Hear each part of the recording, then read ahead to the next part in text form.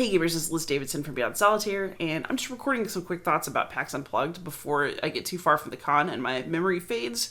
So this is my PAX 2023 recap.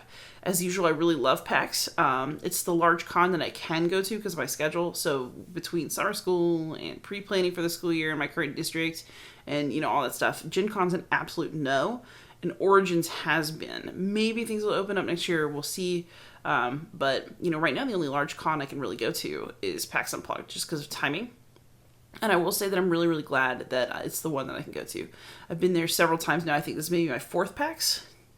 And I am really, really grateful for it because it's just so wonderful to spend time with people that I really care about. And it feels like a big family reunion, and it's always a really wonderful thing. So for this particular PAX, I flew a day early, and I spent a day with my friend Paul Wright, who is an expert on Renaissance Italy. He is a very fun, heavy gamer to play with. So I got in and we played Prime Minister at 10 p.m.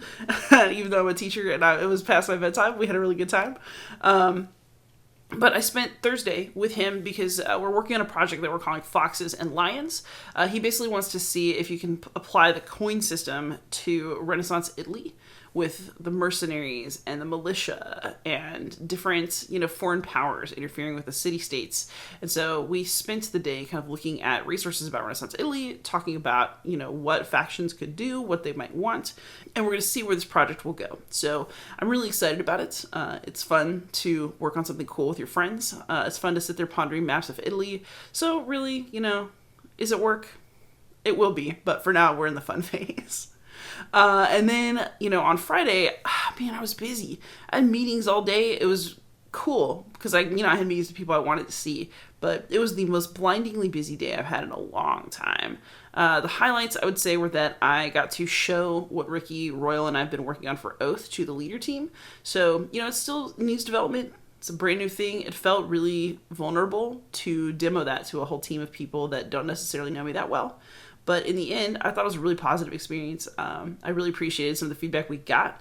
I'm excited to see where we're going to go with it next. And I was just really happy to find, too, that, as somebody who's kind of a new designer, that it's another part of the design process that I ended up liking. I kind of enjoy pitching things and, seeing what people think and kind of getting feedback. So I didn't know how I would feel about it, but it turns out that I felt good. So that was really nice.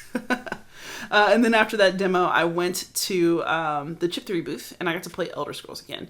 And it was really, really nice to play it again because, first of all, I got to invite my friends. So I invited Paul Wright, Mike Kelly, and Arwen from Cardboard Time. And we had a great time. It was really fun. And it was also just really nice to see how far Elder Scrolls has come since February. So I demoed it in February and they brought a bunch of media people out to Chip Theory headquarters for some film demos because they couldn't get it out to previewers the way that you normally would before crowdfunding.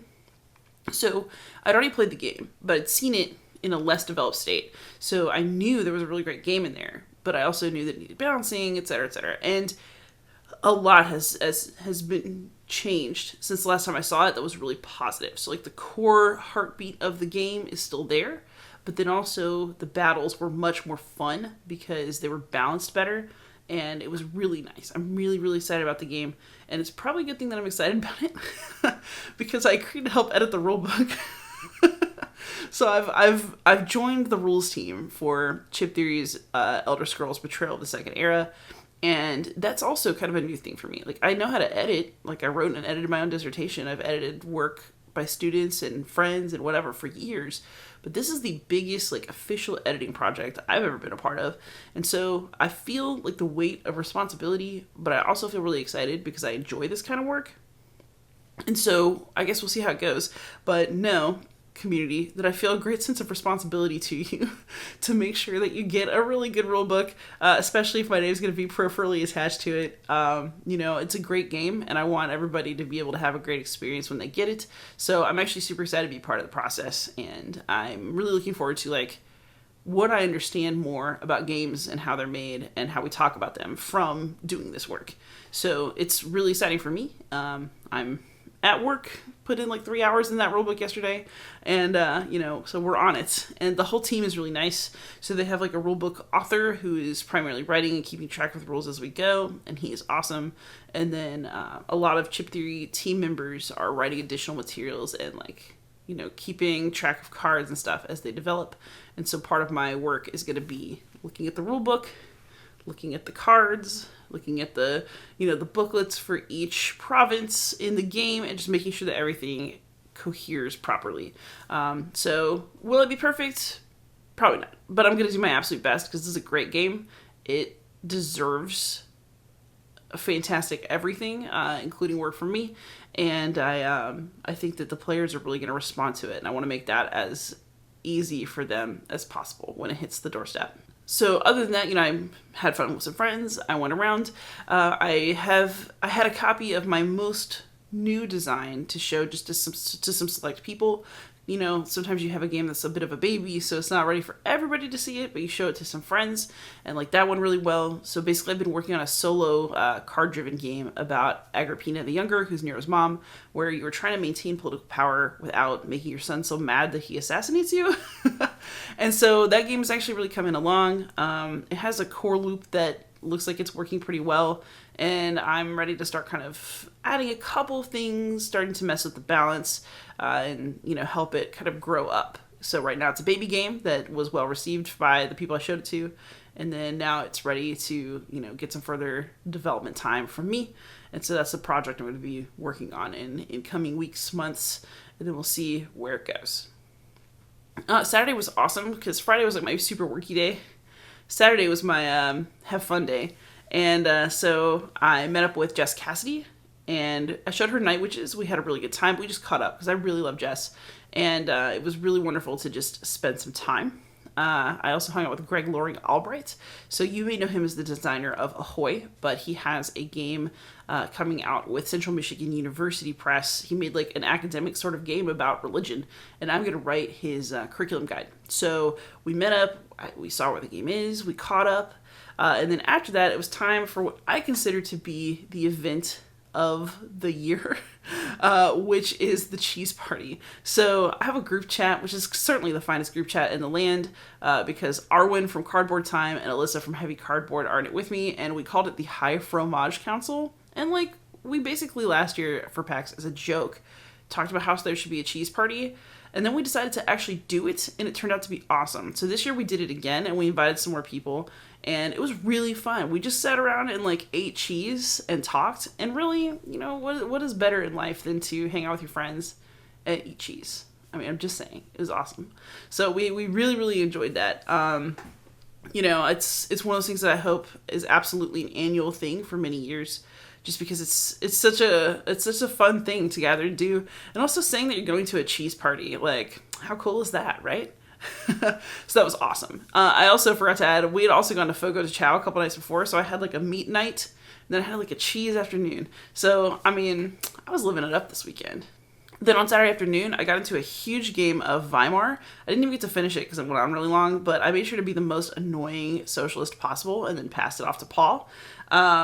So that was really enjoyable. It's the second time I've played Weimar, and other than the fact that the game has an extremely long runtime, I really, really enjoy it. Like, I feel engaged the entire time. So we started like 2:30. It included a teach, though, and people kind of meeting up. I would say the game probably ended a bit after I left, but I left around 8. But this was at a con with interruptions, with a teach, with a new player. And so, there were some mitigating factors. So there were some factors that contributed to that length. But despite all of that, I was really interested for the entire runtime that I was there.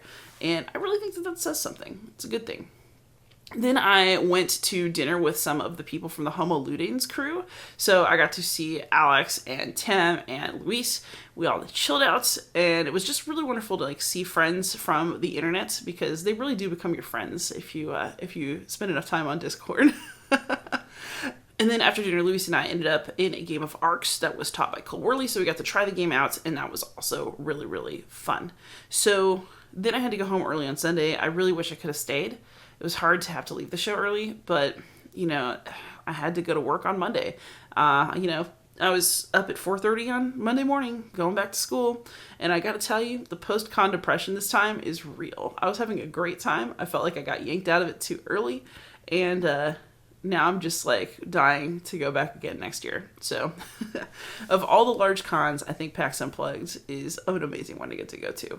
I will say that it was definitely bigger this year than last. Like, I noticed there's a lot more people, and then I asked around, and that wasn't borne out factually. There were a lot of booths that weren't there this year, but there were also a ton of new people that were there.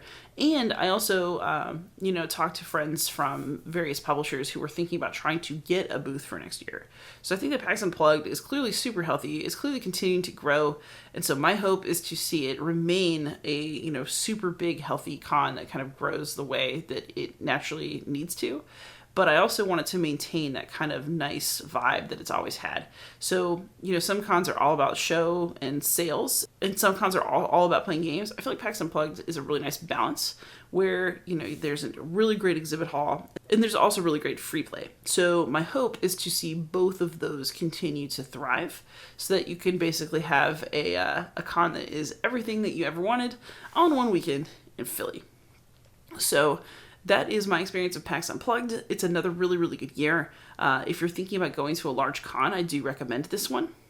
Actually, I forgot to mention Night Witches. I didn't have an official booth or anything, but I just showed it throughout the weekend, including to just some random people that I met in line while we were queuing to get in PAX on the first day.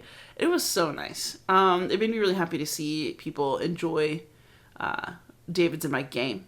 And it was really fun to teach it to people who don't necessarily identify as wargamers because it went well. That was encouraging. So yes, PAX. It's a con where you can do a lot of stuff, where you can meet anybody, and where the vibe is just generally really, really friendly. And so I have kept going back for years, gladly, and I hope to do the same for years to come. So thank you so much for watching. If you're thinking about going to PAX some year, let me know. Maybe we'll say hi. And for now, happy gaming, everybody.